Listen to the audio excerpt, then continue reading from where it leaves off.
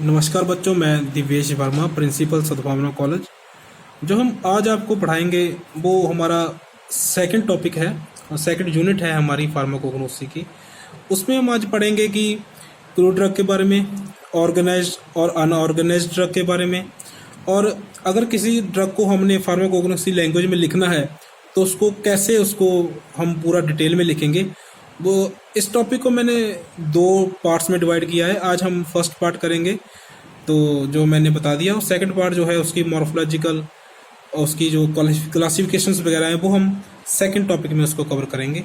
सबसे पहले आ जाता है कि क्रूड ड्रग के बारे में, जहां हम कल लास्ट टॉपिक में छोड़ा था। क्रूड ड्रग क्या होती है? क्रूड ड्रग मैंने बताया था जैसे कि सिंपल फॉर्म है ड्रग्स की, जो हमें नेचुरल सोर्स से प्राप्त होती है, उसको क्रूड ड्रग बोलते हैं। तो उसमें कुछ एग्जांपल बताई थी मैंने कल। वेजिटेबल में थी clove, fennel, coriander, senna, dill, extra. Animal में थी beeswax, honey, shark liver oil, gelatin, और मिनरल में बेंटोनाइट, चाक, केओलिन।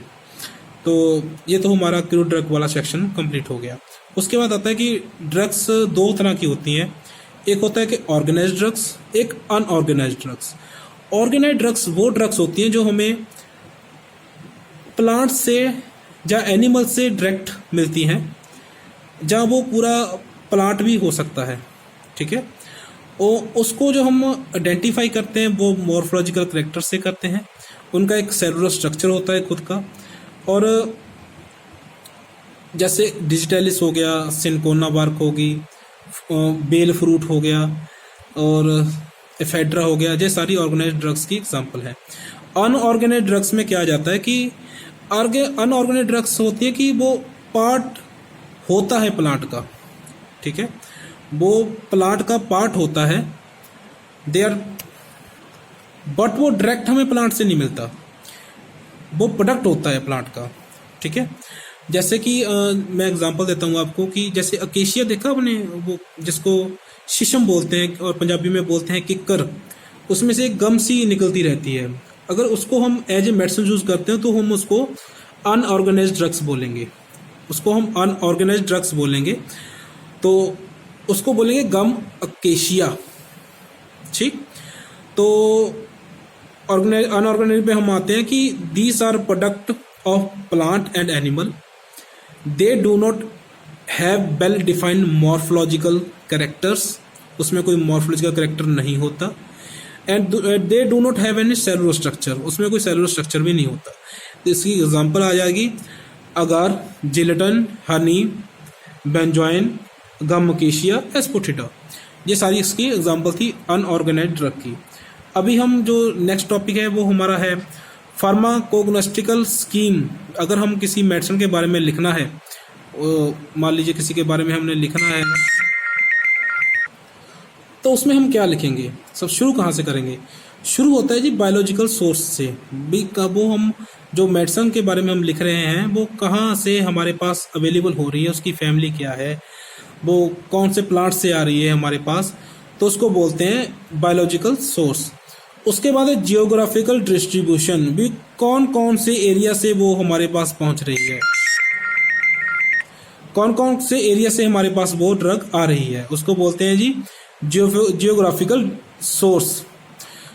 नेक्स्ट आ जाता है cultivation, collection and preparation. C section में लिखेंगे हम कहाँ कहाँ से वो कल्टीवेट की जाती है, उसके बाद कलेक्शन करनी है, और कैसे उसको तैयार किया जाता है। डी सेक्शन में आता है morphological character. Morphological character organised drugs में होता है, जैसे मैंने पहले बताया कि अनऑर्गेनाइज्ड ड्रग्स में होता नहीं है। तो इसमें आ जाता है जी लेंथ, उसकी ड्रग्स की क्या है, ब्रेड्थ क्या है, थिकनेस क्या है, सरफेस कैसी है, कलर कैसा है, ऑर्डर कैसा है, टेस्ट कैसा है, शेप कैसी है, ये सारा आ जाता है मॉर्फोलॉजिकल कैरेक्टर में। ई में आ जाता है माइक्रोस्कोपिक कैरेक्टर।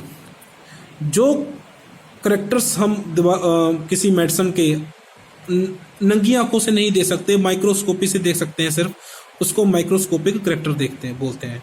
एफ में आ जाता है केमिकल कॉन्स्टिट्यूएंट्स। उसमें केमिकल कॉन्स्टिट्यूएंट्स कौन सा है, उसके अल्कोलाइड है, ग्लाइकोसाइड्स है, या टर्पिन्स हैं, या कार्बोहाइड्रेट्स हैं, वो सारा उसमें आ जाएगा।